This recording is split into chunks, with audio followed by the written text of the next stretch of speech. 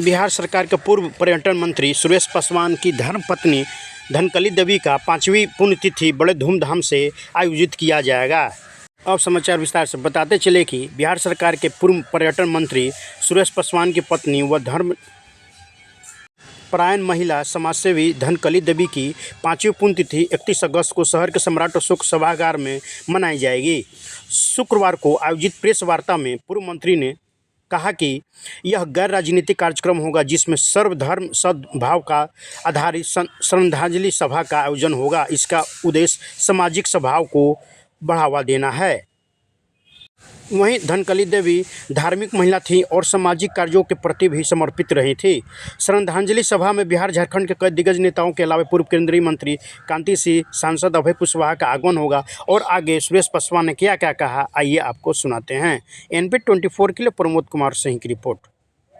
को प्रति संदेश देना चाहिए। देखिए, सद्भावना दिवस के रूप में सर्वधर्म प्रार्थना के रूप में धनकली जी का 5वीं पुण्यतिथि मनाया जाएगा और उनके शुभचिंतक, उनके चाहने वाले, उनके साथ कुछ समय बिताने वाले सभी लोग, क्योंकि जब मैं MLA था, मिनिस्टर था, तो लोगों से अधिक लोगों से घर पे जो लोग आते थे उनसे काफ़ी प्रभावित होते थे, क्योंकि जो लोग भी आते उसको अपने घर के अतिथि की तरह उनका ताल्लुकात होता था, उनके साथ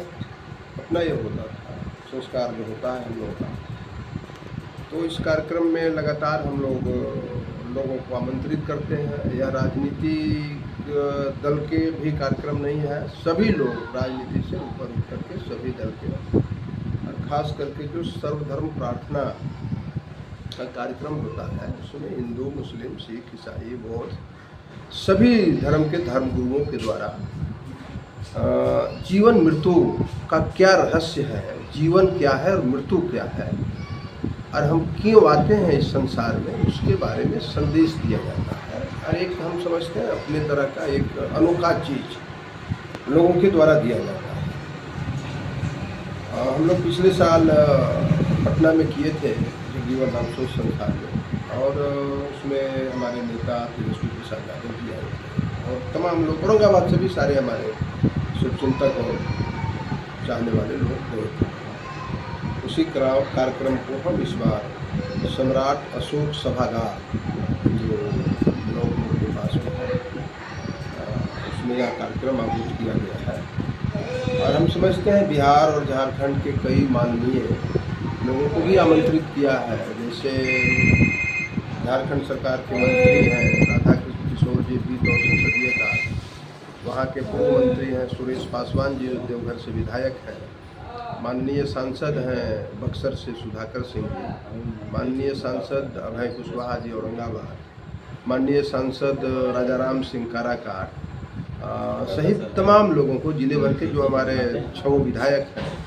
पूर्व विधायक हैं और सामाजिक सरोकार रखने वाले सभी लोगों को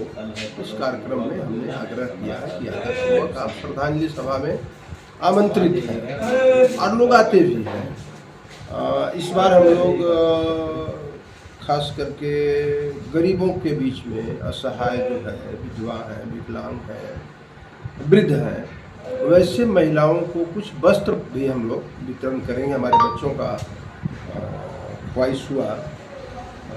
पिछले साल ही चाहते थे लेकिन वो पटना में कार्यक्रम हो गया, तो बच्चों का हुआ कि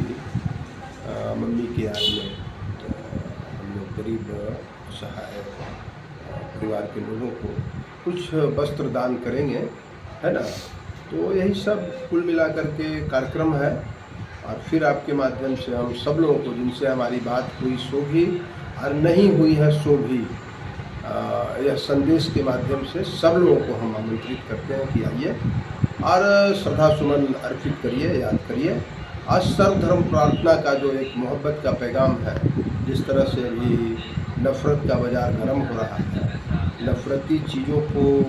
एक तरह से एजेंडा सेट करने में कुछ लोग लगे हुए हैं, तो उस पर हम उनके नफ़रत को नफ़रत से जवाब नहीं देंगे हम, बल्कि सर्वधर्म प्रार्थना के माध्यम से मोहब्बत का जो पैगाम है, एकजुटता है, उसके माध्यम से हम समाज में संदेश देंगे कि यही हमारा थीम है, यही हमारा आधार है, यही हमारा बेस है और यही लोकतंत्र की खूबसूरती है, मानवता की खूबसूरती है।